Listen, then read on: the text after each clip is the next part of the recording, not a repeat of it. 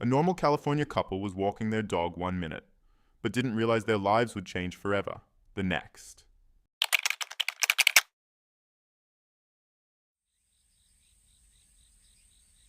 Close your eyes and picture this. It's a cool February morning in Northern California. The sun is low, golden beams slicing through the trees like spears of light. The sky is clear, but the ground is still damp from the previous night's dew. In the quiet distance, you can hear the faint rustle of oak leaves and the chirp of scrub jays breaking the stillness. A couple, just an ordinary husband and wife, step outside for a walk with their dog. They live on a sprawling rural property nestled somewhere in the Sierra Nevada foothills.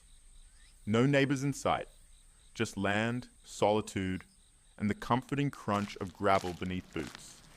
This was a daily ritual for them, a peaceful walk to stretch their legs and enjoy each other's company.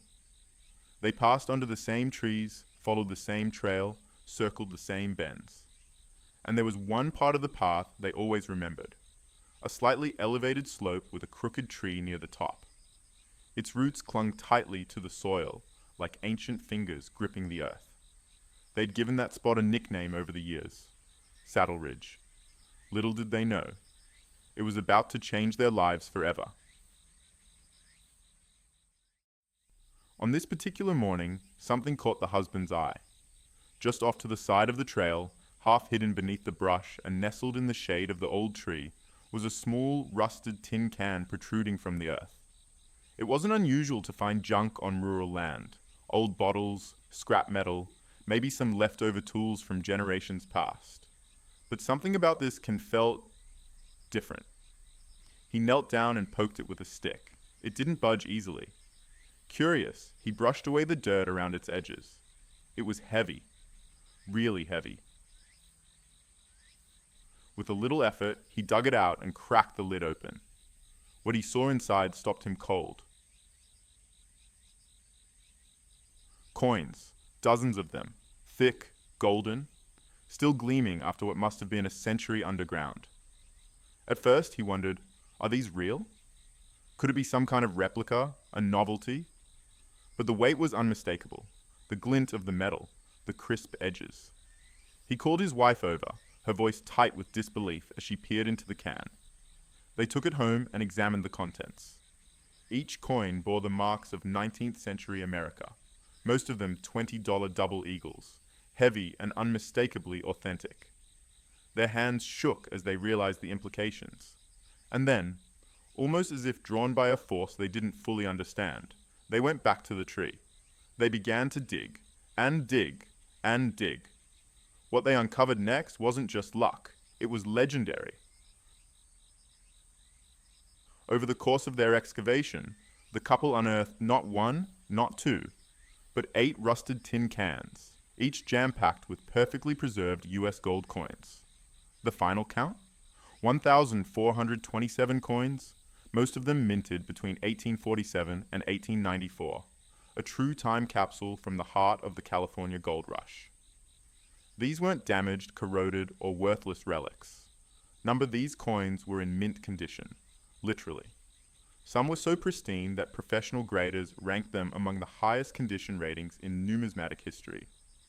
One coin alone, an 1866 $20 double eagle without the "In God We Trust" motto, was so rare and valuable, it was later estimated to be worth over $1 million on its own. Experts from Kagan's Incas, a leading numismatic firm, were brought in to verify the discovery. What they confirmed was staggering. The couple had uncovered what would become known as the Saddle Ridge Hoard, the single largest known buried treasure of gold coins ever found in the United States. Estimated value? Over $10 million. And here's where it gets even more surreal. No one knows who buried the coins. There were no clues, no documents, no records. Nothing in any historical archives. Whoever did this wanted them hidden, forever. Some theorize it could have been a miner from the gold rush era, who feared thieves or banks. Others believe it was a banker or government official, possibly someone from the San Francisco Mint, who hoarded and stashed the gold during political or economic upheaval. There's even speculation about stagecoach robbers or landowners with deep paranoia. But the truth? It's still buried with the past. Despite the immense value of their find, John and Mary, yes, that's all we know them as, chose to remain anonymous. No press tours, no book deals, no reality TV appearances. They didn't buy a mansion or a Lamborghini. They didn't leave their home. Instead, they moved quietly, respectfully. They worked with Kagans to slowly release coins into the collector's market and donated portions of the money to local charities. Their message? Humility. They believed the treasure came to them for a reason and wanted to share some of the wealth, not just hoard it like the mysterious person who buried it long ago. As a tribute, they even buried a decoy can back in the ground, in the same place, so the land would not be left empty. The Saddle Ridge hoard shook the coin world to its core. Experts were stunned not only by the value, but by the preservation. How could coins that had sat underground for more than a century be this immaculate? The location, soil composition, and climate had all conspired perfectly to protect these artifacts like they were in a sealed vault. So many questions remain. Why here? Why then?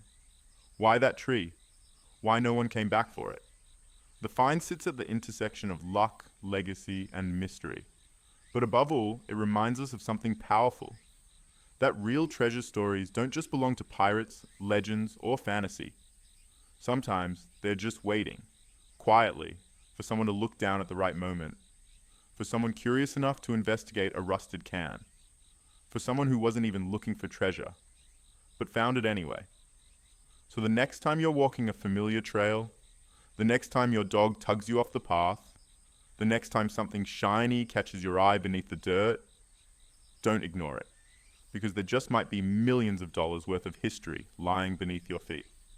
And it might just be waiting for you.